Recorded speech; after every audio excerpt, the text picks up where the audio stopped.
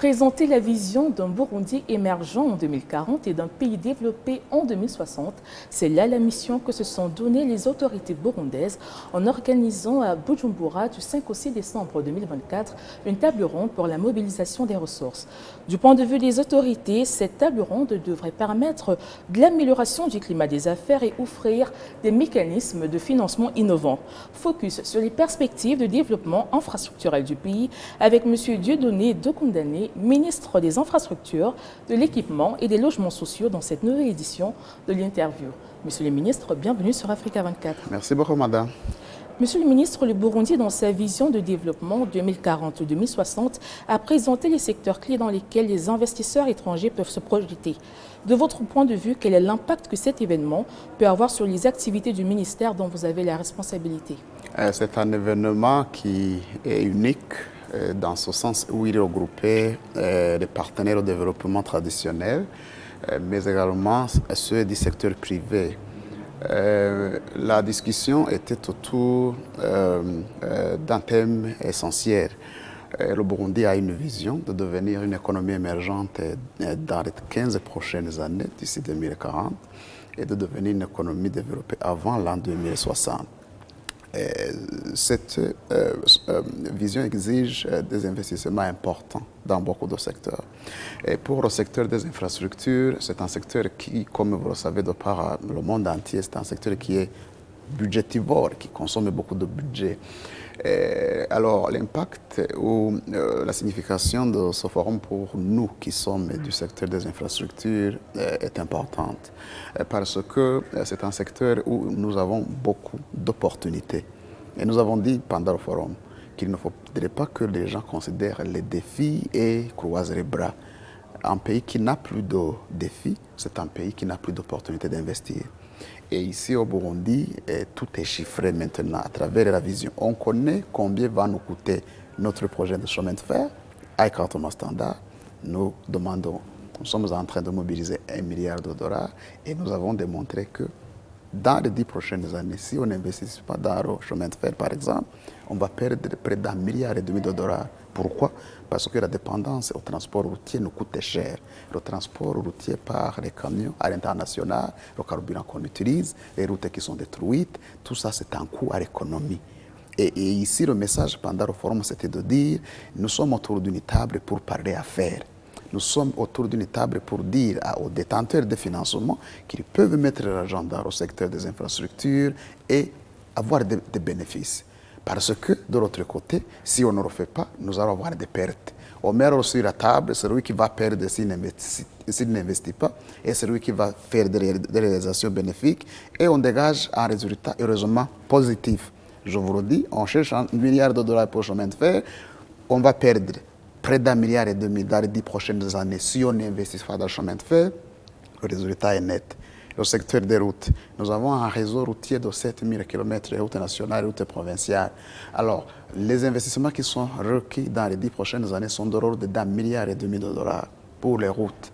Et encore une fois, la question que nous avons posée, la problématique qu'on a posée auprès des investisseurs, c'est de dire, si on ne met pas ce 1,5 milliard dans les routes, ce qu'on va perdre en termes de carburant qu'on utilise, si on dépense près de 30 millions de dollars, juste pour la consommation de carburant. Et vous savez, quand vous avez une route qui n'est pas praticable, vous y passez beaucoup de temps, c'est le carburant qui est consommé, les véhicules sans dommage, ce sont des devises qui sont dépensées à l'étranger. Et alors, comment réduire cette dépendance? Cette dépendance à l'utilisation du carburant, c'est par la construction de nouvelles routes qui vont vite, où les gens vont avoir moins d'embouteillages. Et les 30 millions qu'on peut commencer par mois, par exemple, ça se traduit à 180 millions de dollars par an. Les 30 millions de dollars par mois, je m'excuse, les 30 millions de dollars par mois, ça veut dire que par an, c'est 360 millions. Ça veut dire que pour tous les 10 ans, c'est 3,6 milliards. Sur 15 ans, c'est près de 5 milliards de dollars, uniquement pour le carburant. Et les gens ne se rendaient pas compte de cette dépense. Et maintenant, si on peut réduire d'entier, même de la moitié, ce volume de carburant qu'on utilise, ça veut dire qu'on va dépenser moins de 2 milliards de dollars. Et ces économies qu'on va réaliser, parce qu'on aura investi 1,5 milliard de dollars, encore une fois, vous voyez, ce sont des chiffres qui parlent.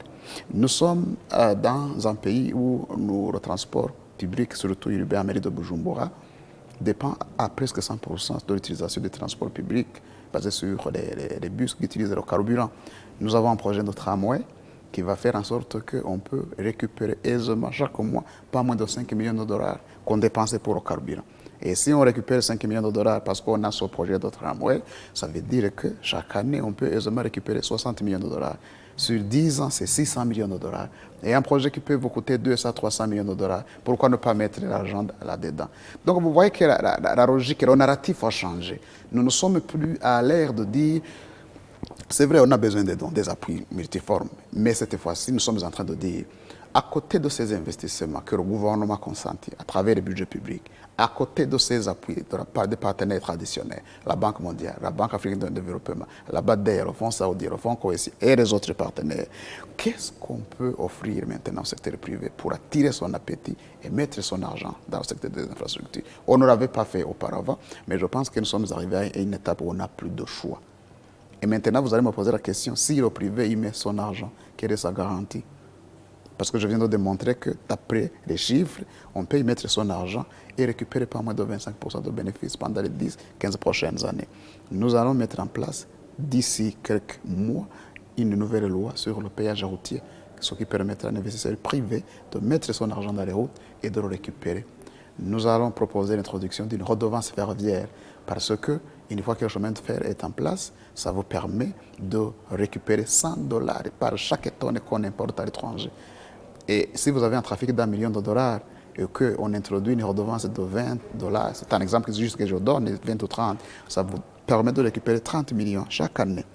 Sur 10 ans, c'est 360 millions. Sur 15 ans, c'est pas moins d'un demi-milliard de dollars. Donc, vous pensez que le narratif que nous sommes en train de faire véhiculer, le message que nous venons de donner à travers ce forum, c'est que c'est vrai, nous avons la vision, mais les infrastructures qui sont un outil important pour le commerce. Parce que l'accès au marché ne peut être possible que quand vous avez une infrastructure. La compétitivité d'une économie ne peut pas l'être si vous ne pouvez pas acheminer vos produits ou vos matières premières à taille antérieure. Donc voici en fait, c'était ça le message et je pense que nos interlocuteurs qui nous suivent auront l'opportunité juste de venir pour qu'on leur donne davantage de détails. Merci. La Commission économique des Nations Unies pour l'Afrique indique dans un rapport de 2023 que 60% des projets d'infrastructures régionales en Afrique restent sous-financés. Comment le Burundi envisage-t-il de mobiliser les partenaires africains pour améliorer les infrastructures transfrontalières nécessaires à l'intégration économique? En fait, quand vous voulez financer les infrastructures, la première question que le banquier vous pose, surtout pour certaines des banques locales, elles ont des dépôts à court terme. Et tu ne peux pas demander à une banque qui a un dépôt à court terme de financer un investissement à long terme. C'est ça en fait le problème. Mais le message, et heureusement, certaines des banques locales commencent à le faire, surtout dans l'immobilier. Nous voyons davantage de l'intérêt des banques locales.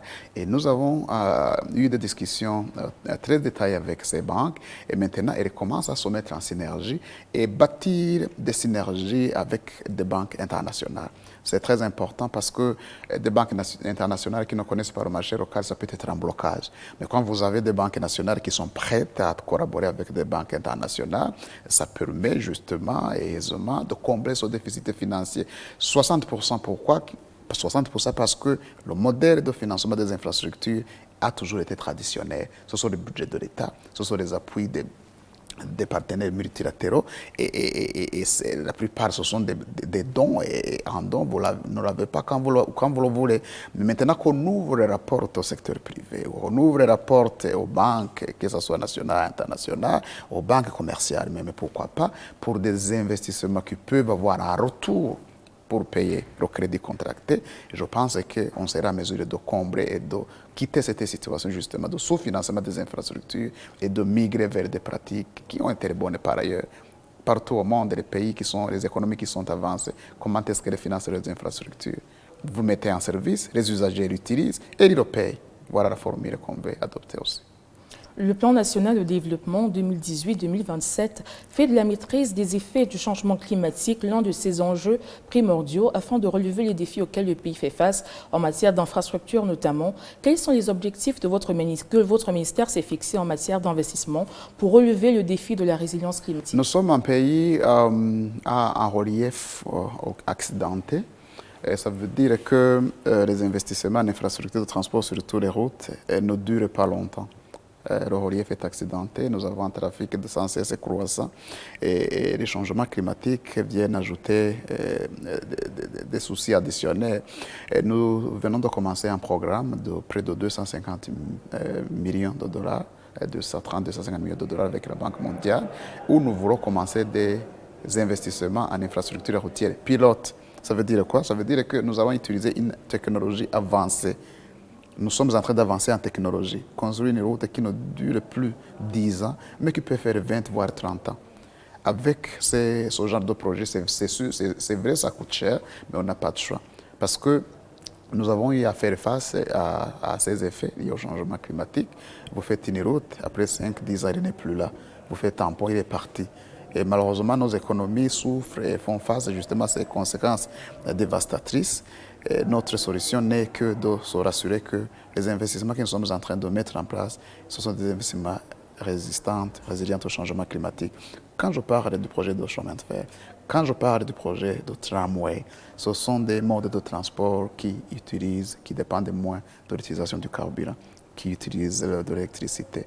Et avec ces modes de transport qui nous permettent la réduction de l'émission des gaz à effet de serre, je pense que notre économie aura également contribué justement à lutter contre ces changements climatiques. Monsieur le ministre, nous restons sur la question des changements climatiques. Selon une étude de l'Organisation internationale pour les migrations réalisée en mai 2024, plus de 102 000 personnes ont été déplacées à l'intérieur du pays et ces déplacements sont principalement dus aux inondations, à la montée des eaux du lac Tanganyika et aux sécheresses. Que fait votre ministère pour promouvoir une approche intégrée de réduction des risques de catastrophes? D'abord, il faut s'assurer que nous avons un habitat organisé.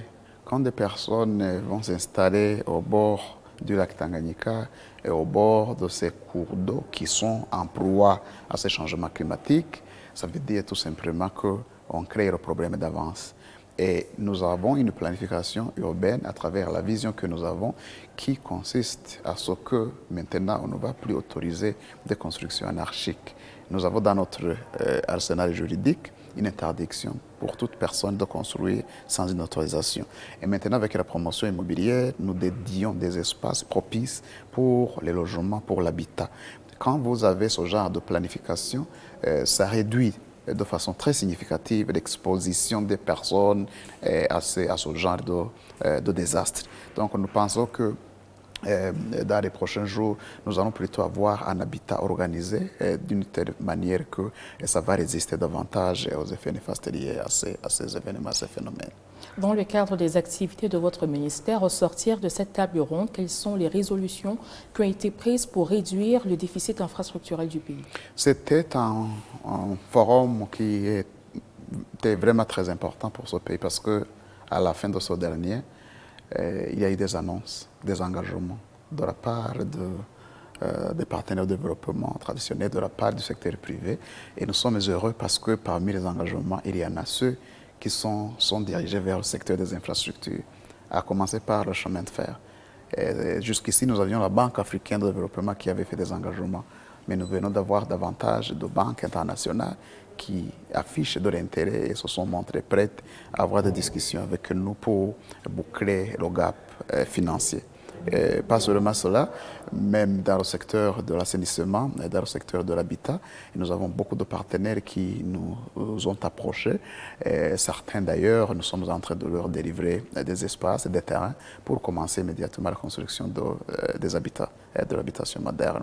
Et dans le secteur des routes, nous avons eu des engagements de nos partenaires qui financent principalement les routes, la Banque africaine de développement, qui annonce pas moins de 700 millions de dollars pour les 5 prochaines années, et la Banque mondiale qui fait une annonce de pas moins de 800 millions de dollars pour les années à venir, et le système des Nations Unies qui annonce pas moins d'1 milliard de dollars.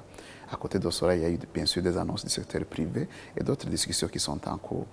Donc encore une fois ici, la plupart des engagements, le gros de ce financement, le gros des engagements qui ont été pris iront nécessairement dans le secteur des infrastructures. Voilà. Monsieur le ministre des infrastructures, de l'équipement et du logement sociaux, Monsieur Dieudonné Doukoundane, merci d'avoir répondu aux questions d'Africa 24. Merci beaucoup, madame. C'était un plaisir de participer pour la première fois à l'émission de cette chaîne Africa 24 que j'ai le plaisir de découvrir. Madame, Monsieur, c'est ici que s'achève cette nouvelle édition de l'interview. Nous vous prions de rester connectés sur l'application MyAfrica 24 et sur le site africa24tv.com.